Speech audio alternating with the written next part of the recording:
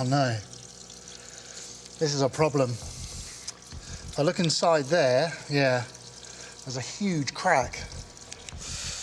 And when you consider this side of the turbo, this is the hot side, this is the bit that's joined to the exhaust. And the whole turbo runs 100% on the power of the exhaust gases to turn.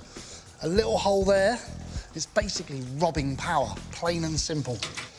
So it's bad news for our turbo, however, all is not lost. It's this part here that's broken, and it's effectively just a shroud that leads into the important bit, the gubbins inside here. That's the expensive bit, and I'm hoping I can save those, because if I can't, a new one of these is around $1,000. And actually, I'm kind of quietly confident that it's okay, because it didn't make any strange noises, it didn't make any vibrations. So really, I just need to check the oil seals. And to do that, I've made this homemade test kit.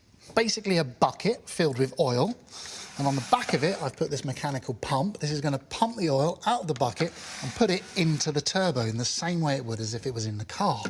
Now, to simulate the exhaust gases, I'm going to use this compressed air. So, glasses on just in case.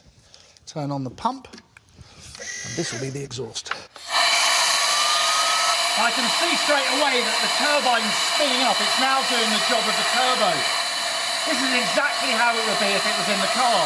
And all I'm going to do is I'm going to run this for a while and see if there's any leaks.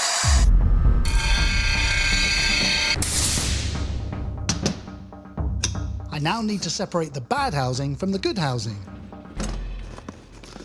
Mike's gone and got hold of a replacement inlet housing here. And with this removed, you can see the expensive bit, the internals here. It's expensive because the engineering tolerances inside here are so precise, and they have to be. They simply can't be wrong. Now to reassemble the centre housing to the turbine housing using the original clamp. And reattach the wastegate actuator arm. Then reinstall the turbo back into the engine. Oil can leak past a gap only a few microns thick. Bear in mind, a human hair is a massive 75 microns wide. In our case, any gap is too big, so this has to be spot on. No ifs, no buts. The turbo removal was pretty straightforward, plus we saved ourselves a few quid by only having to replace the exhaust side. All in all, it's taken just a couple of hours,